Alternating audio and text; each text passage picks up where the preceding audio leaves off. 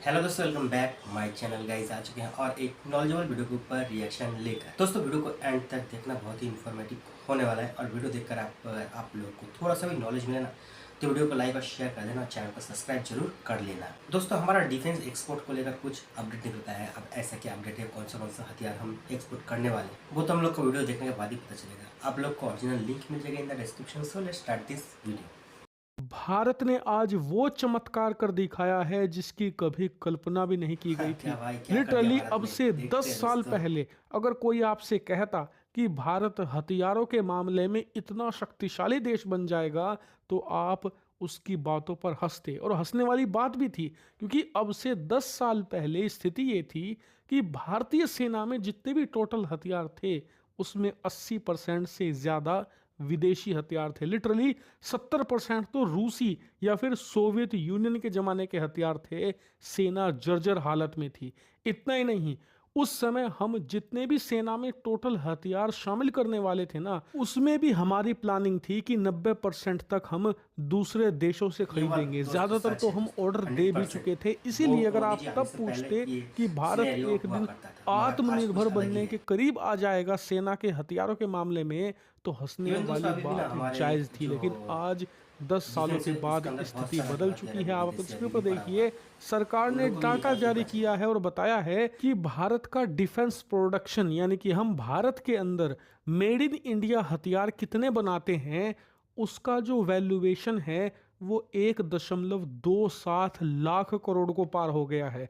बहुत से लोगों को रुपए में समझ में नहीं आता, बिलियन में आपको बता देता हूं, तो लगभग 15 से 16 बिलियन भाई डॉलर के गॉड, हथियार हमने इस भारत तो के अंदर कमाल ही कर दिया बनाए भारत हैं। ने। और ये बहुत तगड़ा जंप है। साल 2014-15 के मुकाबले इसमें 174 174% का जंप है, जो कि बहुत ही शानदार है। लेकिन इससे भी ज़्यादा शानदार है एक्सपोर्ट, यानी कि जो ये टोटल मैंने आपको नंबर बताया ना, करीबन 15 अरब डॉलर का, ये सारे हथियार जो हमने बनाए हैं, इसमें वो भी हैं जो हमने भारतीय सेना के लिए बनाए, वो भी हैं जो हमने दूसरे देशों को बनाकर बेचे।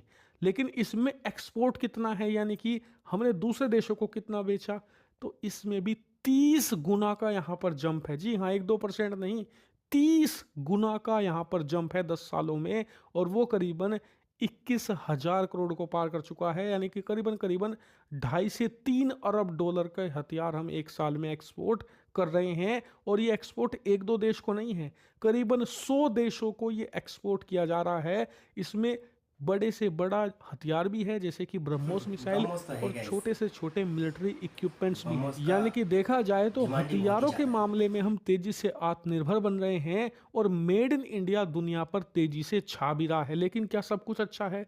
तो नहीं। एक रिपोर्ट और जारी हुई है जिसे देखकर मैं डिसअपॉइंटेड हूं बहुत ज़्यादा, और आप भी होंगे।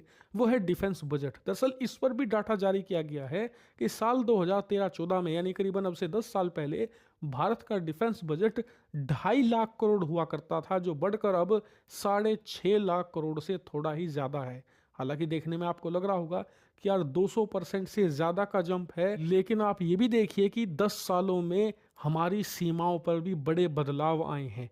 सीमा पर हमारे दुश्मन ज़्यादा मजबूत हुए हैं। इसीलिए जो ये 6.5 लाख करोड़ से थोड़ा ज़्यादा आपको बजट दिख रहा है, बिलियन में ये बैठता है 80 अरब के आसपास। लेकिन ये इनफ नहीं है। कम से कम 100 बिलियन डॉलर का बजट, ऑब्वियसली गाइस, यानी इससे मैं सहमत हूँ। 8,50,000 करोड़ से ज़्यादा का हमें बजट चाहिए। इसके बिना काम नहीं चलने वाला। आपको अगले साल, यानी कि फाइनेंशियल ईयर जो अगला आएगा, उसमें सरकार को इस बजट को 100 बिलियन पर लेकर जाना ही पड़ेगा। 8.5 लाख करोड़ से कम के डिफेंस बजट में अब काम नहीं चलेगा। तो दोस्तों वीडियो देख हुए खत्म। वीडियो बहुत ही जबरदस्त था गाइस। सच में तो दोस्तों मुझे ना यकीन ही नहीं हो रहा है कि 10 साल के अंदर हमने 15 बिलियन डॉलर का जो हथियार है हमने हमारा देश में बनाया है। और इसके अंदर सिर्फ हमारे यूज़ का नहीं है, वो तो वीडियो में बताया गया है कि हमने बेचा भी और हम खुद भी यूज़ कर रहे हैं। 15 बिलियन डॉलर दोस्तों, आप लोग सोचो यार, हमारा देश का जो डिफेंस इंडस्ट्री है ना, कितना कितना स्पीड से ग्रो अप कर रहा है। मैं तो दोस्तों यही चाहूँगा कि इसी तरह से ग्रो करते रहे और बहुत ही जल्द हम हमारा जो अचीवमेंट है ना आत्मनिर्भर बनने का, वो हासिल कर लें। और एक्सपोर्ट के बारे में दोस्तों जो बताया गया है कि हर साल हम 3 बिलियन डॉलर का जो हथियार है वो बाहर के देश को बेच रहे हैं। आप लोग सोचो, आज से 10 साल पहले हमारा हालत क्या था। मतलब दोस्तों 10 साल में हमने 30% का ग्रो किया है एक्सपोर्ट करने के मामले में। बाहर की कंट्रियों में ना हमारे हथियारों का कितना ज़्यादा डिमांड है दोस्तों। और मुझे जहाँ तक लग रहा है ना, महसूस हो रहा है कि एक ना एक दिन देखना हम अमेरिका को भी टक्कर देने वाले हैं हथियार के मामले में। और वैसे तो आप लोग को पता ही होगा कि हमारा जो हथियार होता है वो क्वालिटी में तो नंबर 1 होता ही है, मगर उसका जो कॉस्ट होता है ना दोस्तों वो भी बहुत ही अफोर्डेबल होता है। छोटा से छोटा या फिर बड़ा सा बड़ा कंट्री उसको अफोर्ड कर सकता है। अब हमारा टारगेट क्या है? सुपर पावर बनना।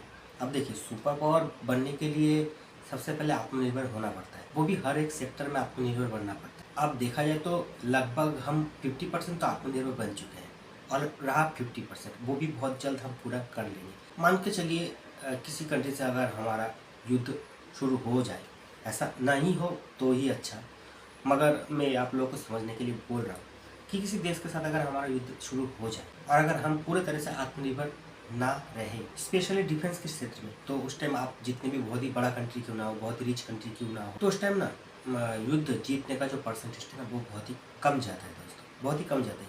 क्योंकि देखिए युद्ध करना है तो बहुत सारा गोला बारूद लगता है, फाइटर जेट लगता है, ड्रोन वगैरह लगता है।